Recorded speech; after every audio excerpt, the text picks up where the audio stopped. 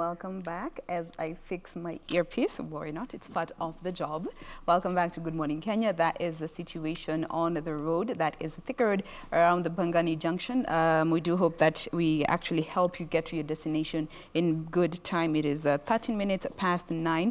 We want to move on with the next discussion here in studio, all about gender-based violence, especially at the workplace. You know, has it ever happened to you? But do you even understand what forms it manifests itself in? Well, to help us with this discussion, I have two ladies with me in studio. I'll start with the one to my immediate left. She is Eunice Barasa, the director at Wadi Consultants and Trainer, which is all about training, which is all about social and economic empowerment. Karibu sana. Thank you very much. We're glad you made time to be with us. Very glad to be here. And to the extreme left, we have Purity Munyambu. She is the lead consultant still at Wadi Consultants. Karibu sana. Thank you for having us. Do you guys have a social media handle you'd like to share with our viewers, for purposes of, questions and clarifications that our viewers may have?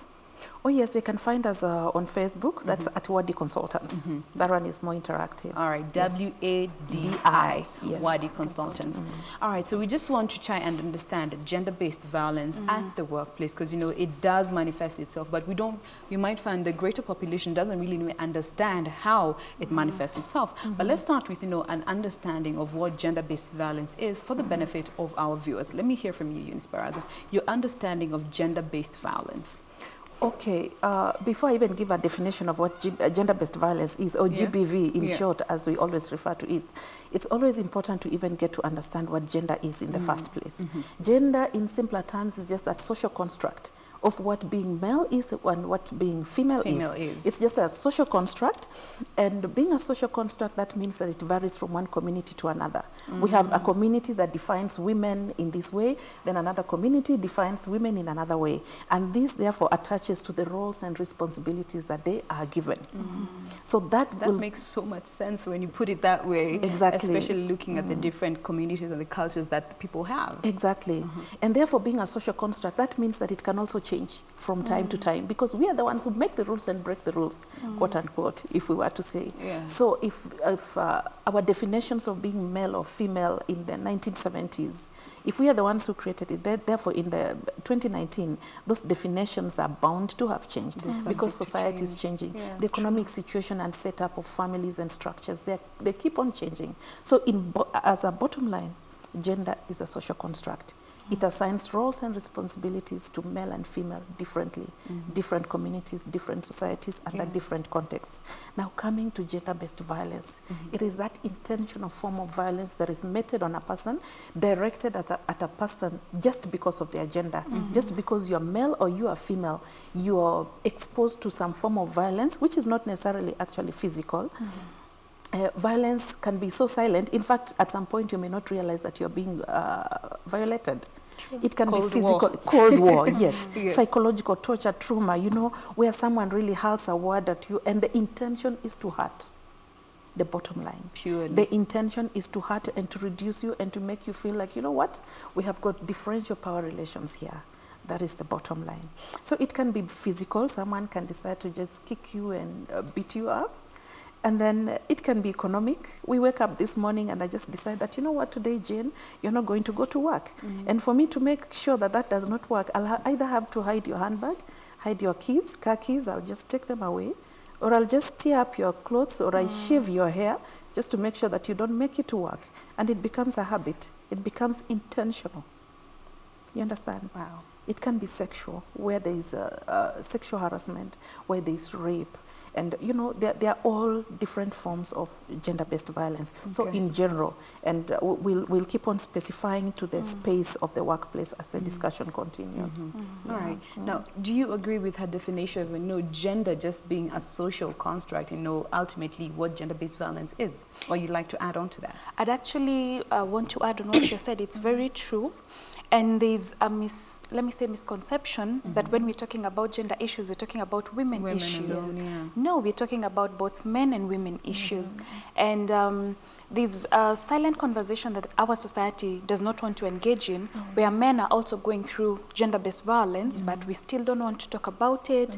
There's a lot of, a lot of people don't want to, you know, come out and actually express that they're going through the same because of, there's a lot, I think, society has totally refused to accept that the men cultural are going through. dispositions that are there. Exactly. And when men actually report it, it becomes such a funny issue, and society laughs about it. How can you be violated and you're a man? And so we have a lot of men going through gender-based violence, but no one is talking about it, including in the workplace.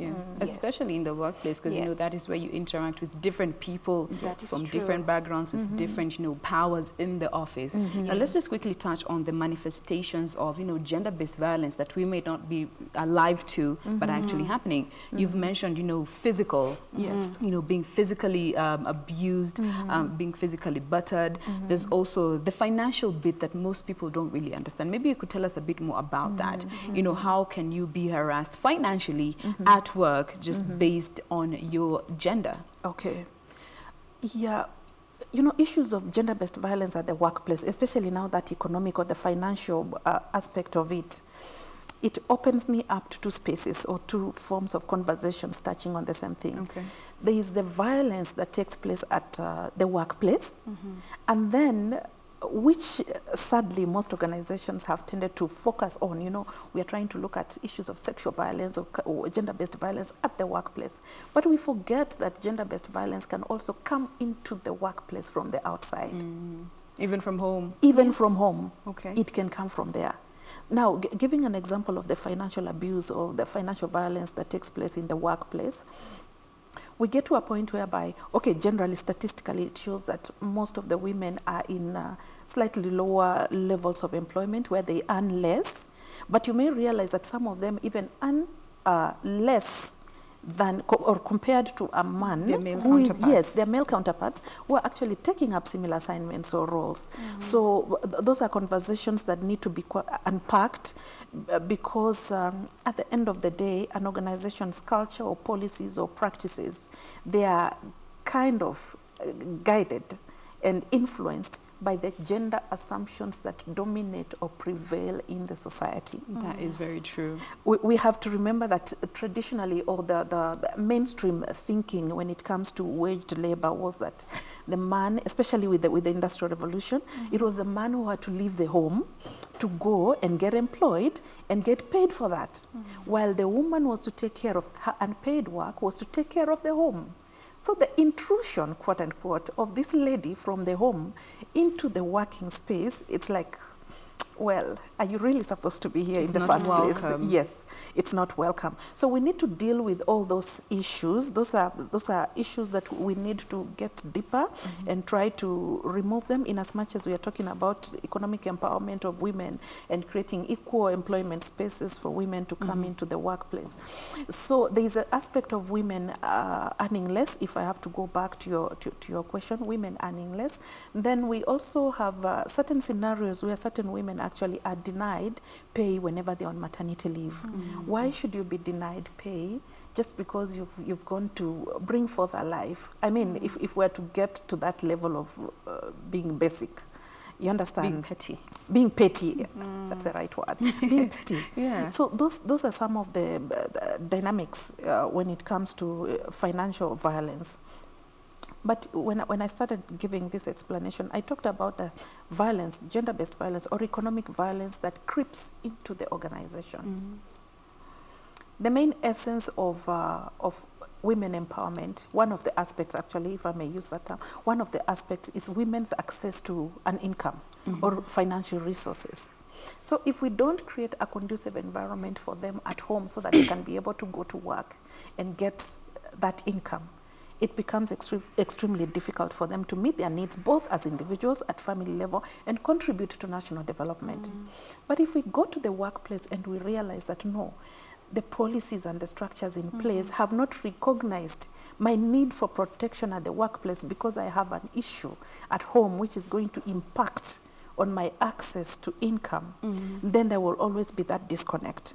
So as we talk about gender-based violence, financial abuse at the workplace, we need, especially employers, need to consciously and deliberately address the issue of gender-based violence as it creeps into the workplace.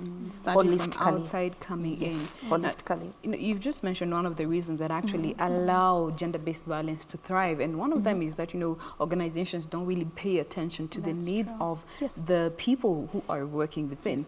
Now, something maybe you'd like to you'd tell me a bit more about is especially at work. You had touched a bit on it, but the whole aspect of stereotyping. Yes. At work. Yes. How does that even allow for this vice to thrive in the workplace? The stereotypes that society has, put in place. Exactly. I think one of the most one stereotype is where, when it comes to management, women are not given a voice, which is very sad. So you find in the boardroom, the role of the woman is to serve tea. Or write the minutes. Yet these women have such potential to take this organization to the next level, but they're not given that opportunity. Now, when management is actually showing the other colleagues and employees that this is the position of women in this organization, how do we expect to raise the standards of women when it comes to leadership? I think as well, we're also concerned about some of the facilities, even within organizations. Are they gender sensitive? Do we look into the needs of women who are breastfeeding? Do we give them spaces to express? The policies within organizations are very wanting when it comes to issues around gender-based violence. Very few organizations look into having policies such as sexual harassment policies, gender policies. The HR policy, is it gender sensitive? Does it address the needs of both the men and the women? What happens when an employee comes and complains that they've been harassed? Does management take action, or is it something that is swept under the carpet and later on these issues are never addressed? So women feel that we are not even working in a safe space, or even the men in that organization, because we have had very many incidences of employees especially complaining of sexual harassment, yet no one takes action about it, and organizations sort of just put it under the carpet or frame the story to look like they were in a relationship, or it is a coined, PR spin. Yes. And it is coined to look like it is no longer gender-based violence, which then means we shall never address issues of gender-based violence within the workplace, because we are sort of in denial. But why is it that this vice is one of the most tolerated vices in any organization? Why is it so tolerated? Is it that we are not alive to it, or we just don't want to actually give it the attention and the seriousness that it deserves? Let me hear from you, Eunice.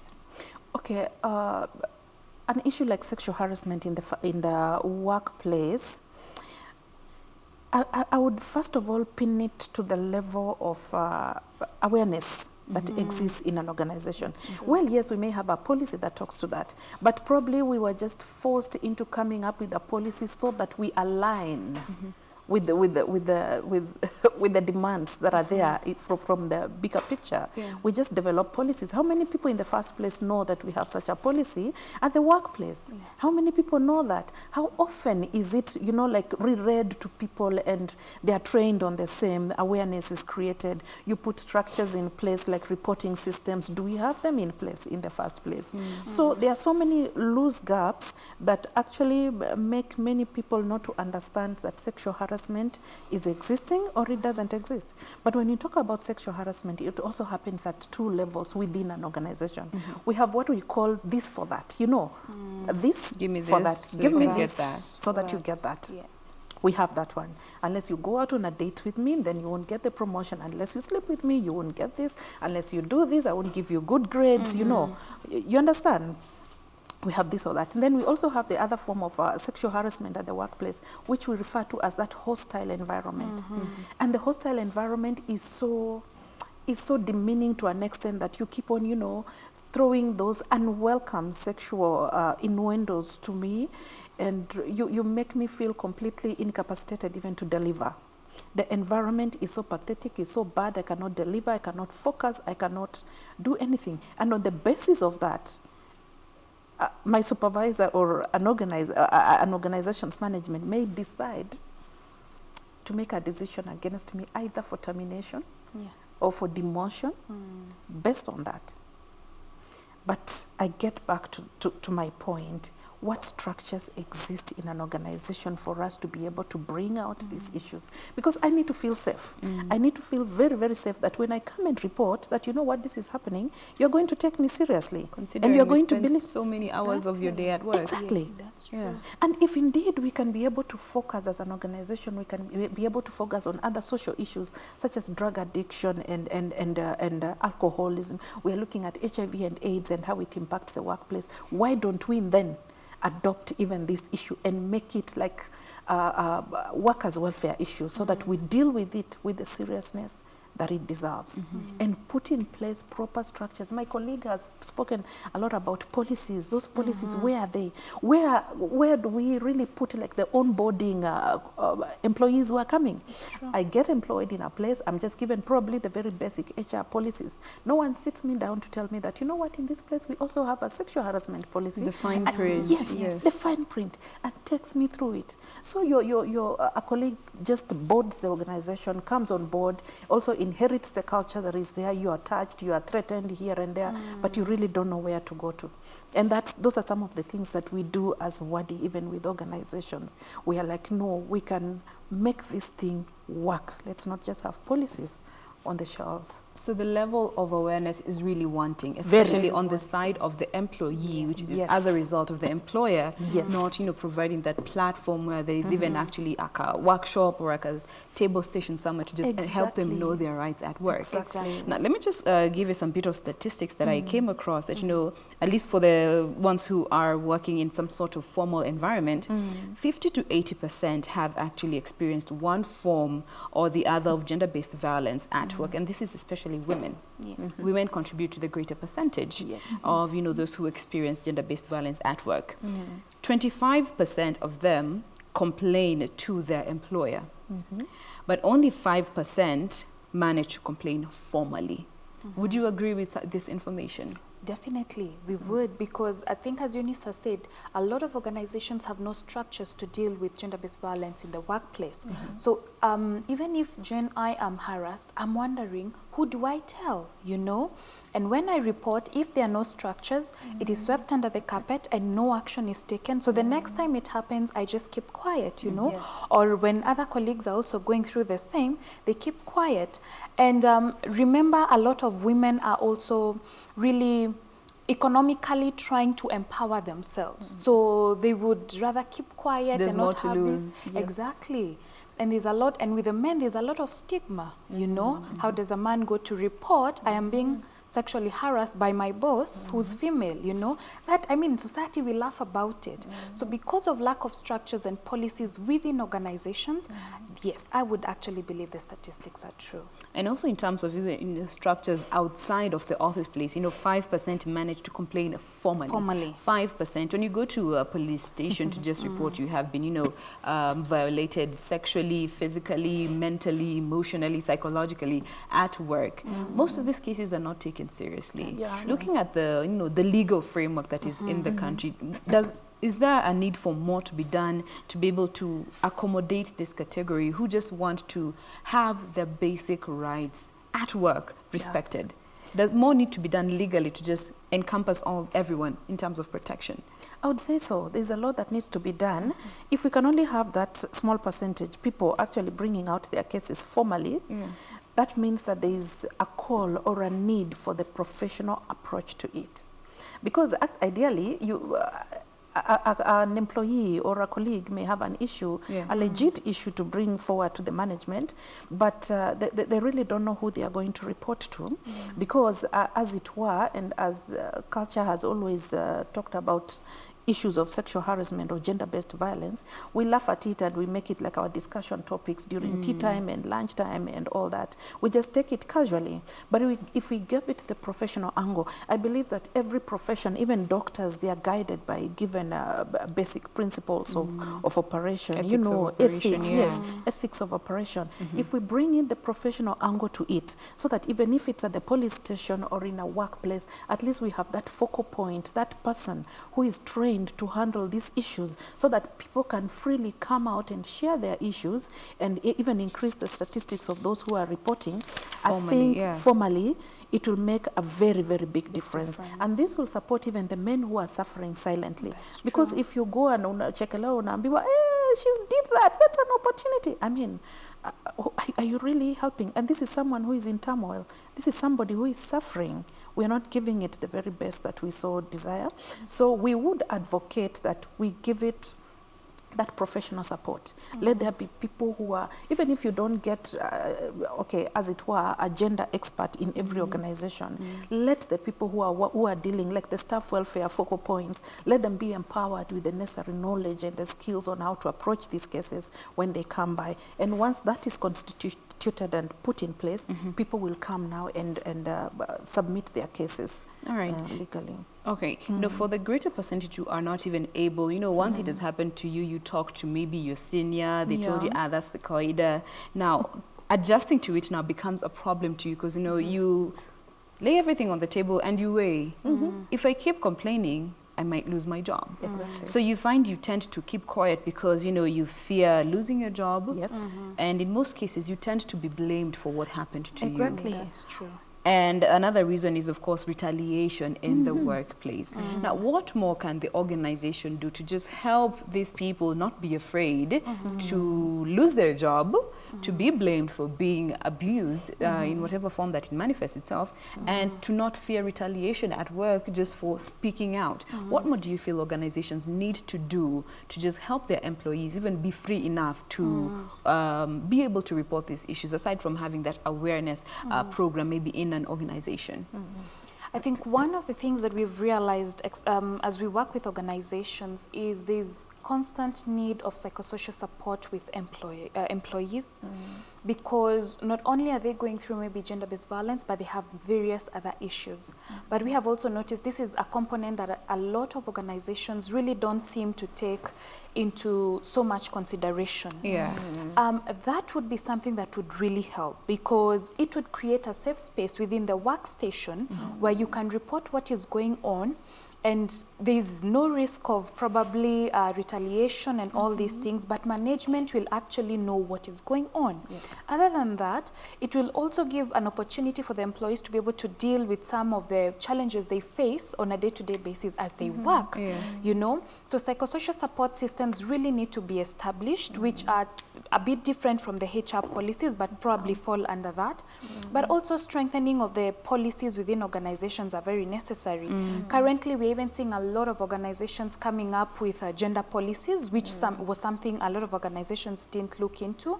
Just what is gender and how is gender going to be handled within the organization. Child protection policies, sexual harassment policies. For me, I'm very much in support of that, because those are the most rampant cases that are reported, sexual harassment in the workplace, But also to encourage a lot of employees. I think for us, for example, to be able to get the Protection Against Domestic Violence law, a lot of women had to start talking about incidences of domestic violence that they were going through, that made the nation realize, really, this is an issue that we need to address, And that is why we even have in police stations, gender desks were established, so that they'd be able to deal with that. So I think it's also necessary for employees to know that they need to really talk about these issues and not keep them, because once they have conversations around them, probably organizations and people will see this is an issue that really needs to be addressed.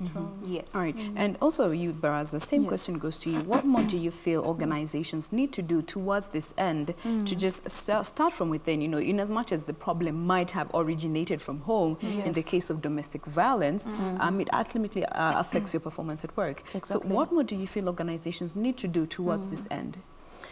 Well, this one would directly even go to the management. Unless you admit and you recognize that actually gender-based violence or workplace gender-based violence has an impact to the bottom line of business. Until you recognize the costs that you are experiencing as an organization, you'll continue to remain in denial.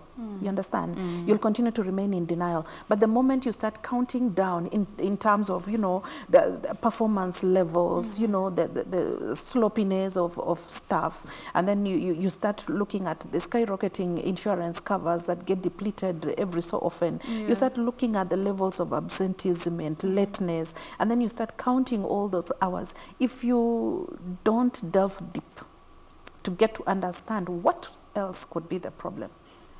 I mean, we will continue to live in denial, but the moment you start counting all those costs as an organization and you realize that no, this thing is jeopardizing our operations, yes, it's a heavy price to pay, then they will begin to own up. The management has to own up and say we need to act. If at all alcoholism and drug abuse has an impact, has a cost to business, what makes you think that if I come to work and I'm depressed, I'm stressed, I'm not going to cost your business? I'm operating a machine, and here I am. I'm totally off balance mentally because as well. mentally, because I just don't have the courage to come and tell you that, you know what, I'm being violated even in the evening. I don't know where I'm going to go to because I'm being threatened to be murdered at home. You understand? Or my boss is threatening to sack me if I don't give in, and yet I'm operating a machine. So the management needs to be in touch with the employees and to own up. In as much as you can, you know, follow up everybody on a daily basis. Just have maybe a platform where they can come and talk openly without the fear of being subjected to some form of discrimination after that. So what happens in that talking room stays in that room and can be able to address on a managerial level. Or even just come up with a little working group within an organization that involves probably one person from management, from HR, then include somebody from the staff welfare, and then include probably the security person, so that if this person comes to harass me at my workplace and information is already at the security desk, at least there is a way in which I'll be protected. If it's within that group and I'm being harassed by my senior person and the information is within that working group that has been established, which everybody else in the organization knows that we have a working group that deals with this matter, at least it will offer more protection to employees and the management as well. And you can be able to hold people accountable to their actions. Yes. Now, even, you know, as a society, you know, there's this thing that says culture may be long on tradition, but sometimes it's short on wisdom. Culturally, what more needs to be done to just try and change this mindset about men and women and all these gender roles that I assigned, but I don't know who assigned them, by the way. Whoever did, you were, peace be with you. Now, what more needs to be done towards this and to just even try and keep up with the times? The changing times dictate, you know, change is the only constant that is there. Yes. So culturally, what do you think needs to be done to even be able to help this cases of gender-based violence at work go down? Because it starts with how you were brought up in society. Let me hear from you, Purity. Actually, it's very interesting. At WADI, we say culture is your way of life. And that's what we tell every participant or anybody we train, meaning it is a choice that you make, that this is going to be my culture. Because we've realized we've really blamed culture for a lot of our actions, and then we keep saying, like, you know, why is a woman being beaten? Because culturally, you know, anahitaji kupigwa akae laini, you know. And that is really an excuse, because culture is your way of life. And I think for this, for even the reduction of gender-based violence, it needs to start with socialization, starting from the home.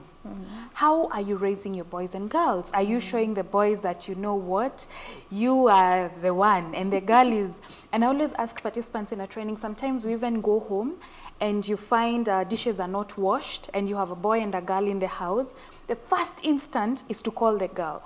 So you've already created that culture in your house, that in my house, it is girls who clean dishes, you know? So it starts in the house, it goes to the schools. And we have been working a lot with teachers, asking them, is your language in class gender sensitive, you know? Are you the teachers that keep saying literature is for girls and mathematics is for boys, you know?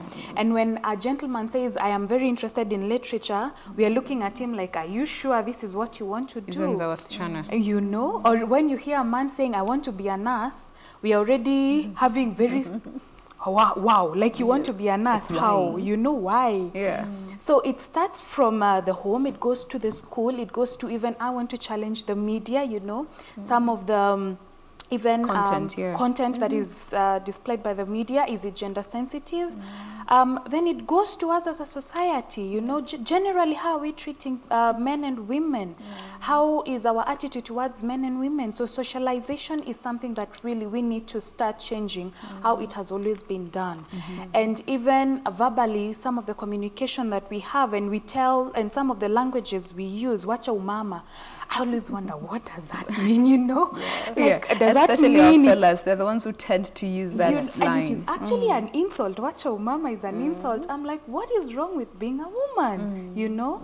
So even how we talk, really, we really need to change that as a society so that even the children that we are bringing up can actually begin to learn.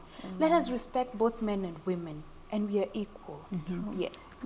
Your sentiments, you know, just from what she's saying, you know, the society, and just as you said, culture is your way of life. True. You personally, it boils down to you as an individual. What more do you feel needs to be done towards this end about, you know, as she said, you can't always blame culture. You know, culture has been there, it will be there, you will leave it there. But it's how we choose to make it. What more needs to, do you feel can be done towards this end to just help elevate these whole issues of gender-based violence at the workplace?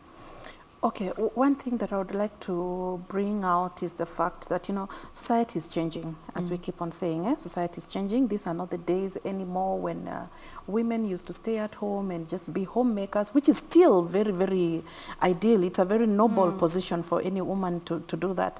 But you also have to analyze and look at it wider and widely from a bigger picture.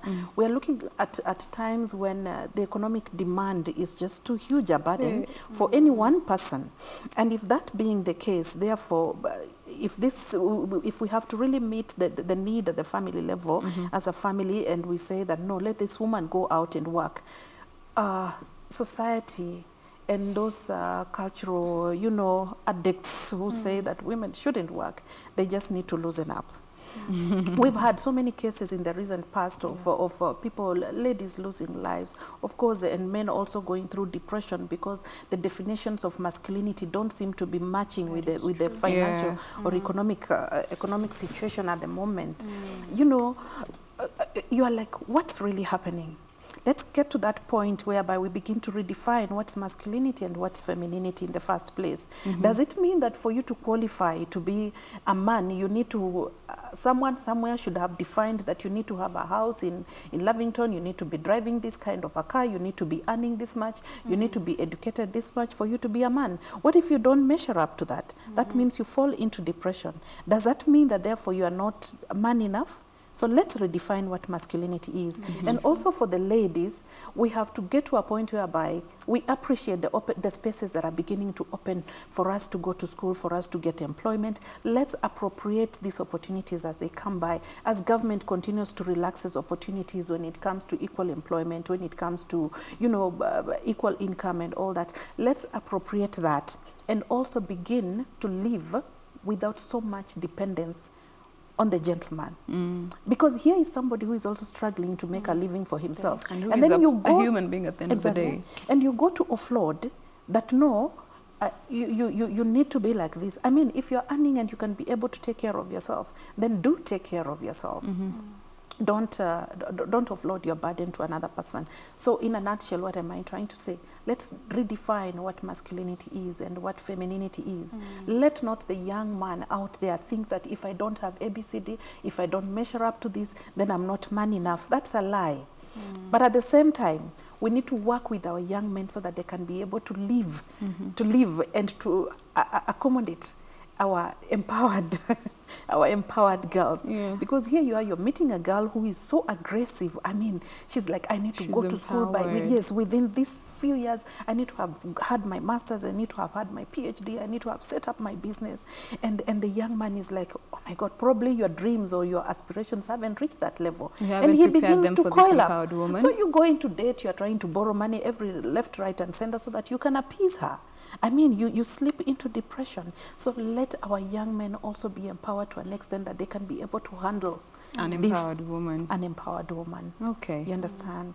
Yeah, those are our conversations even within WADI when we are working with young men and mentoring the youth groups that we have. We tell them, yes, I mean, kuna mbio hapa. The girl is on the run and you, the boy, you're also on the run, but ensure that you have enough stamina to accommodate them. Okay. Yeah. There is one Anna Pindi who says, you know, men never really understand consent until another man grabs him, and then he will understand just exactly what a woman felt when he grabbed her without her consent. The whole issue of consent, how does it even apply, you know, in terms of understanding gender-based violence and consent? What is the relation, for the benefit of our viewers? Yes. The whole aspect of consent. Consent. Yes. One thing I think we can say is, so many times I have heard this, that when a woman says no, it means a yes. And I think that is just a lie. That people need to really understand that women can actually make decisions. So once a woman says no, it is no, it is not a maybe, it is not a tomorrow, it is a no. No is also an answer. Yes, and it is an answer that needs to be respected. And we need to reach a point as society where we are able to respect the decisions that women make.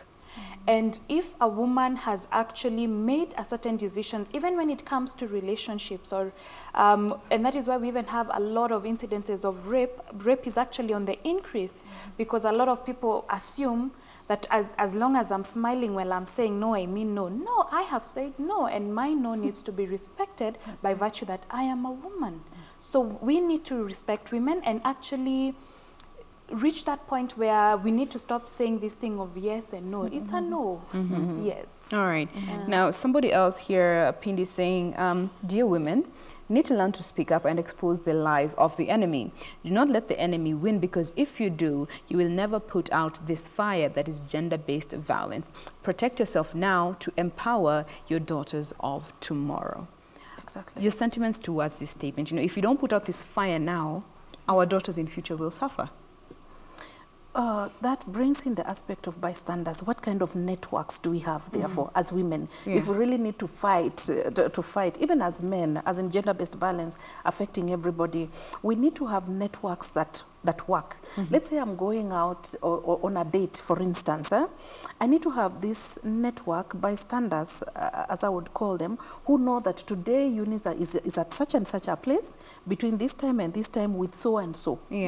That one really helps, especially for the young people, because it helps in curbing or reducing cases of date rape and such things. So we need to have solid and reliable networks, people that we can rely upon and call whenever something happens. And then when I give a distress call, I should actually expect somebody to respond. We have had so many cases of people losing their lives through gender-based violence just because of bystander apathy. Someone sits and then diffuses that responsibility to probably another person. And you are like, sio inafanyika. At least I have Purity, I have Jane here. I think one of them should go and act. You understand? Miss Mjui. Ama, that's my neighbor. Those are their issues kwa nyumba yao. I'm not going. Yes, I won't even call the police. I won't do anything. I mean, those are systems that need to be cut off so that we can all fight as a team and see to it that we head somewhere. All right. Yes. So Saha says, is saying, you know, I have understood violence because of one's gender.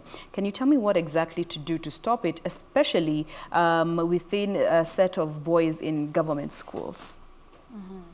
Gender-based violence in schools, especially among boys. What can they do to just help with the situation? Let me hear from you, Purity. Okay, unfortunately, it's true. We are having a number of cases within the school setting. Sometimes it is the older students with the younger students. Sometimes it is the teachers and the students. And it is something that has been rampant. One of the initiatives we've taken as WADI is holding a lot of forums within schools. And Jen, I can tell you some of the questions that we are asked, you're left wondering, whoa, you know, this is actually happening, you know. One of the things is having conversations with these children, making them understand what gender-based violence is, what is actually wrong. And I keep saying, when we are talking about gender-based violence, especially with young people, we tend to hide some information. A lot, for that matter. We can't even mention body parts, you know. So this child will never understand what you're talking about. We need to have real conversations with them about gender-based violence. Number two is involving the management, because we have trained a lot of teachers, even including on the language they use in class. Is it demeaning to the girls or to the boys, you know? That would be very necessary. And also we working very closely with even the county officials, county education officials, to be able, because sometimes these cases you need the government to just intervene. So working very closely with the county education officials to be able to handle these cases would be very vital. But we need to create awareness in schools where gender-based violence is concerned, because we realize some of them see what is happening at home and they can't do it to their fellow students, you know. So conversations are very important, and they don't even know it is wrong. It's because I see it happening every other day. I remember we went to a school once in Kenya, some part of Kenya, and we asked one question: how many boys here would hit a girl? We were shocked. The whole school, the boys lifted up their hands. And you know, we actually were shocked. We were like, why? Girls need to be beaten. Then we did a bit of research and realized domestic violence was so rampant in that area. So these kids every day are seeing their mothers being beaten. So why wouldn't I beat a girl in school? My father is doing it, you know? So those conversations with young people are very important. Yes. At what age do you feel we need to start talking to our children about, you know, their gender, first of all, and what gender violence encompasses, so that when it happens to them, they're able to actually identify and realize this is violence towards me based on my gender. In your opinion, at what age do you feel is most appropriate to even start having these discussions with them? Because I believe in primary school children understand this from what they see at home. Yes. I would say that from the moment a child is able to understand or to communicate, you start to train that child on their body parts and who should touch, who shouldn't touch, and why should they touch in the first place. So you begin to introduce such conversations. And then as they begin to understand, you know, sometimes we have scenarios or situations where a child just pops up a question to you. And if you're not ready, you'll either lie to that child, which is a very big mistake, or you'll just coil and then you introduce a topic that was not there and you let the question slip.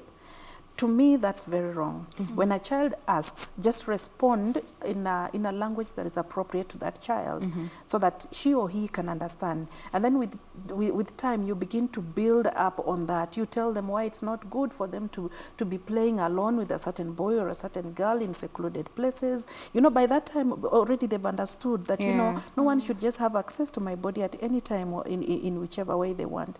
And just to tie to that, there's this aspect of single-sex schools where we have boys schools and girls schools. Maybe you have children who are boys only in the home. They've never grown up with a girl. The only girl they've seen in the house is either the mother or the auntie. Yes, or the auntie. Then the moment they mature a little bit, you push them into boarding school, boys boarding school. They continue all the way to Form 4 to 4. These boys have never interacted with a girl child, and vice versa. I believe that creates room for either lack of social skills when it comes to mingling and mixing with those of the opposite sex, or it enhances gender-based violence. Because this boy has never known what it means for a girl to say no. Or in any case, when they see a girl, they just see, this is something really nice to just touch. You understand? They really don't understand.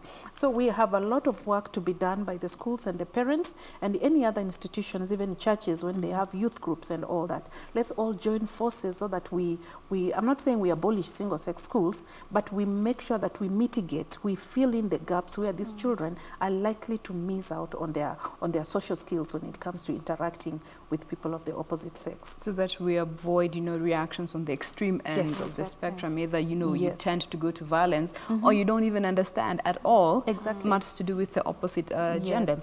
Now, there's Mary Leah who says, you know, it takes a lot of courage and effort to admit past mistakes and then make amends. Now, there's still more to be discussed in defining how both genders interact, especially in African communities, especially bearing in mind that we are in the 21st century. When it comes to gender-based violence and gender equality, it needs to be talked more about both at home and at work. We all need to change our mindset, you know, redefine what femininity is all about, what masculinity is all about, and not discriminate based on your gender. You know, we need to create an environment that allows everyone to thrive with without discriminating on somebody's shortcomings or another person's strength. Well, we are out of time. We have about 4 minutes to 10 a.m. We just want to wrap the conversation, but of course we cannot wind up without your parting shot. Just briefly, your word of encouragement to the greater public when it comes to gender-based violence, not only at work, but at home, at school, and whatever space it might manifest itself. Briefly. Okay, briefly what That's your camera there. Oh, great. What I would actually like to speak to the society about this morning is that gender-based violence does not mean that you are in a relationship that is without strain or disagreements. That one is normal, it's healthy. But if you make a deliberate effort to hurt or to demean somebody on the basis of their gender, that becomes gender-based violence. And it's a violation of an individual's basic human rights. Let's all endeavor to live in relationships that are healthy, that will enable each and every person to thrive in society. Thank you. Purity? I think for me, I want to talk to anybody who's going through violence, gender-based violence, be it at home, be it in the workplace. One, it is not your fault. Two, there are people out there that can help you. You don't have to remain in that same situation. So reach out to someone who can assist you and get out of, to be able to get out of this situation. And just to everybody out there, please, when somebody is going through gender-based violence, let's avoid stigmatizing them. Yes. Because that is one of the reasons we have a lot of survivors not speaking out, and eventually some of them kill themselves, or we have dire consequences of gender-based violence. Let us accommodate them and help them out of such situations. All right. Yes. We have been talking about gender-based violence, especially in the workplace. And if you still don't understand how it can manifest itself, you know, it ranges from sexual favors, inappropriate jokes or insinuations or comments about you sexually, or even just unwanted physical touch from just brushing somebody else's hand over yours. So those little things, pay attention to those. Try and find channels in which you can be able to communicate to somebody who is in a position to help you just take care of the situation before it gets to a point where it harms you, either physically or mentally, emotionally, psychologically, because ultimately it will affect your performance in whatever area that you choose to go to. Well, we have been speaking with Eunice Baraza, who is to my immediate left. She is the director at Wadi Consultants. And Purity Munyambo, she is to the extreme left. She is the lead consultant still at Wadi Consultants, which is a socio-economic empowerment organization all about enlightening and helping you be better positioned to just walk this journey that is live in the different spheres that are there. Well, with that, we want to call it a day here on Good Morning Kenya, but thank you so much for being part of Good Morning Kenya from 6 a.m. up until now. It is now a minute to 10 a.m., but remember to join us again tomorrow right here on Good Morning Kenya for another discussion. And tomorrow being Wednesday, we'll be having a lifestyle, and of course, we'll be having another member of parliament joining us to just talk about matters to do with leadership. But for now, you just have a lovely day. God bless. Enjoy the rest of your viewing. My name is Jane Wamboy.